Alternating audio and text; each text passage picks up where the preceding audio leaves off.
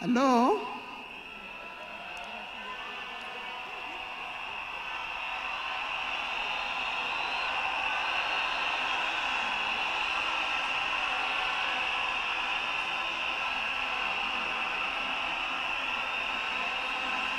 Thank you. Thank you. Thank you. To His Excellency, the President of the Republic of Kenya, His Excellency William Samoei Ruto, and Her Excellency Lady Rachel Ruto, the former President, President Uhuru Kenyatta,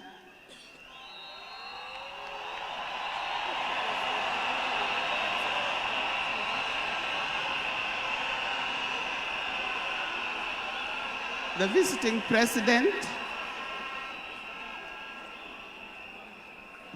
president, past and present, the deputy presidents,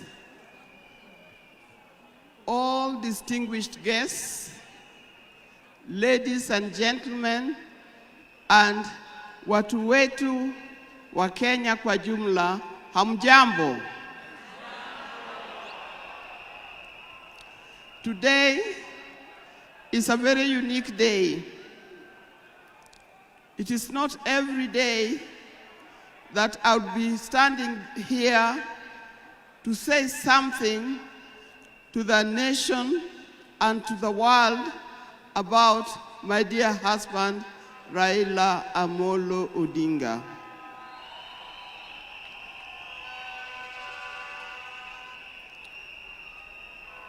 For those who don't know me, I've got a very long name. They call me Canon Dr. Ida Betty Odinga EST. Now, these names don't just come like that, but they are names that are given. I cannot forget the name that the public has given me called Min Ping.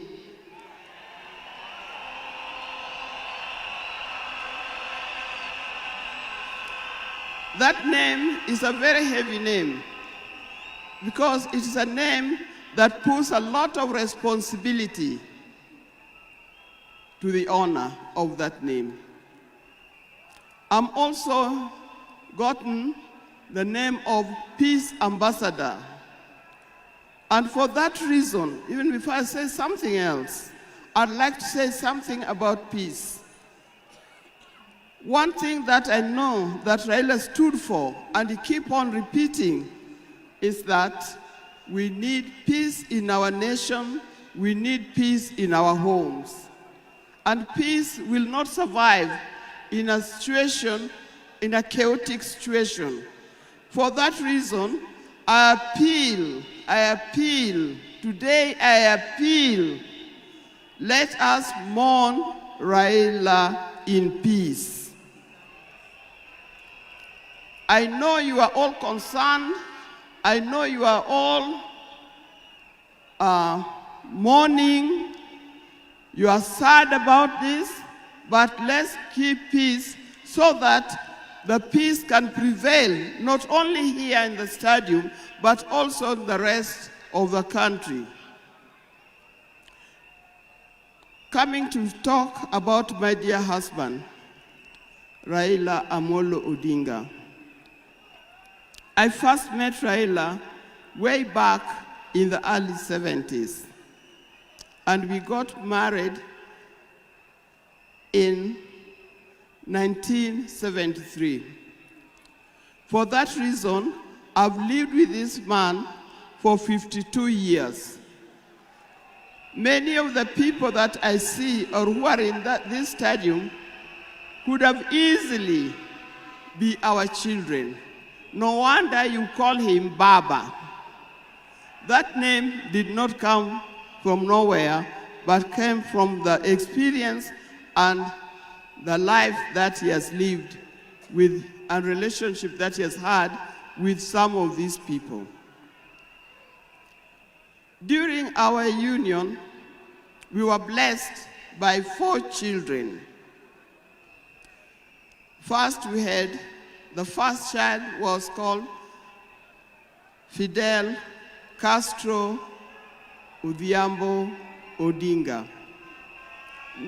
When Fidel was born, I was a bit hesitant the way he gives the name. I said, why do you call him Fidel? Then he said he was a great admirer of Fidel Castro, and therefore he named his first child Fidel Castro Odinga. Later, we had the second child, Rosemary, and here again, Rose is the name of my mother, and Mary is the name of his mother. We combined the 2 names together, and we called the child Rosemary. It also has a meaning to us. When it came to the third one,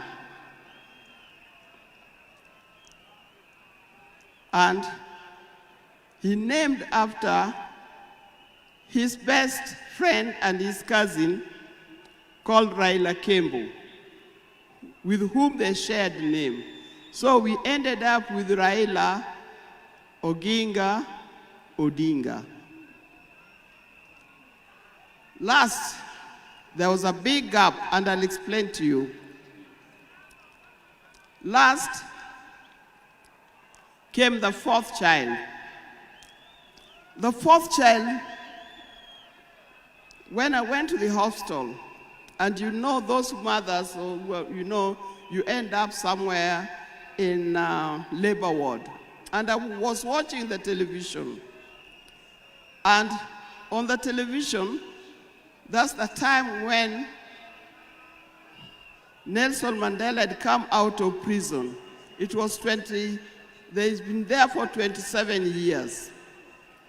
Raila also had been in prison, but that's not why we named her Winnie.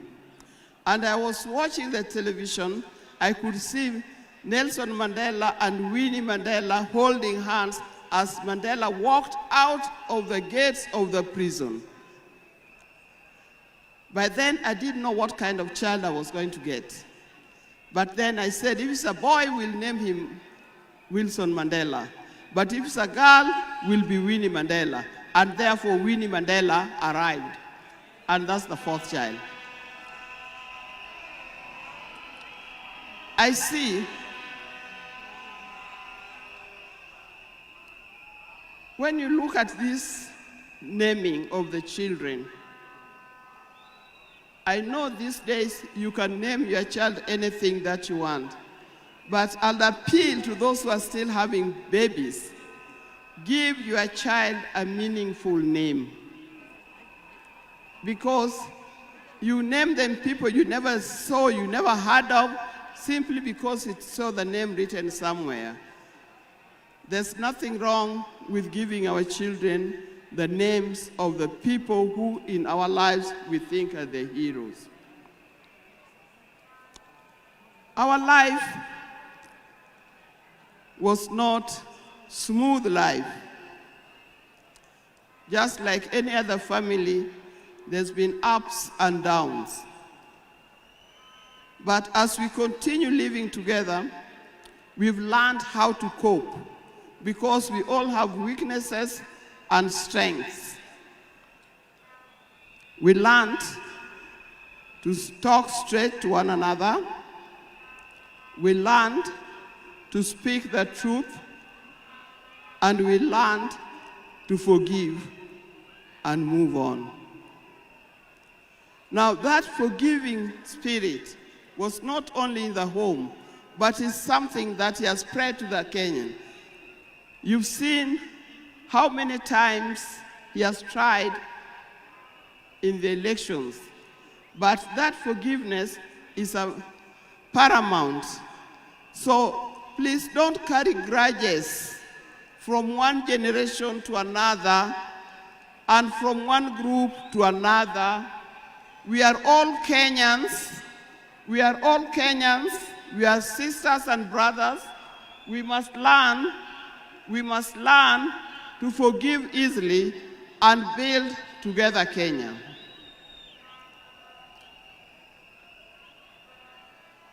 Towards the end, I'll not say everything. I would like to say everything, but time would not allow. And a span of 52 years is not a short time. I hope that when I get another opportunity on Sunday, I'll be able to say more. But one thing that he kept on repeating to me is that we must urge Kenyans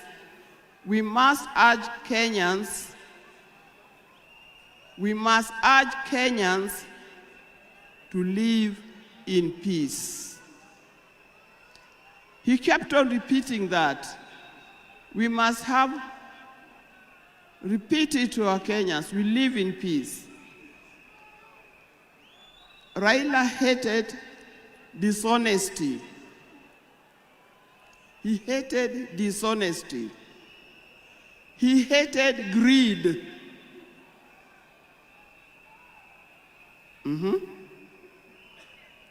The greed that have affected the main fabric of our society. The greed that leads to stealing from the public coffers. The greed that leads to corruptions. That's the kind of thing that Raila would not have liked to see. So, you people, you Kenyans, I'll tell you more.